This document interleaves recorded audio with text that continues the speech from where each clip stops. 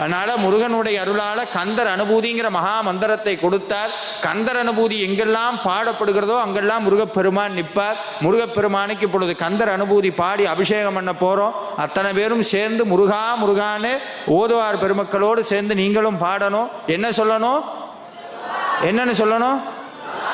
முருகா முருகா முருகா முருகா முருகான்னு சொல்லணும். முருகான்னு சொன்னா என்ன பண்ணுவார்? முருகன் காப்பாற்றுவார்.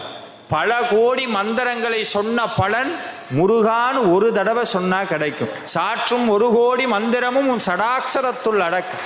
சாமி சொன்னார், முருகா முருகான்னு யார் மனசுருகி கூப்பிடுறாங்களோ முருகப்பெருமான் ஓடி வந்துருவாரா. முருகா பரமா உயிர்கா என ஓத அருள்வாயே. ஒருத்தன் போய் கேட்டான், சாமி எனக்கு கடவுளை காட்டுங்க. ஏன் கடவுள் என் கண்ணுக்கு தெரிய மாட்டார்? குரு நேரா ஆத்துக்கு கூட்டு போனார்.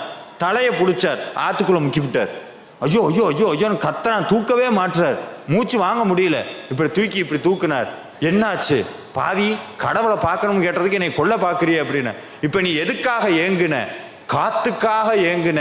எப்போ காத்துக்காக எப்படி இப்படி ஏங்குனியோ அதே மாதிரி கடவுளுக்காக நீ ஏங்குனீன்னா கடவுள் முன்னாடி வந்து நிற்பாருன்னார்.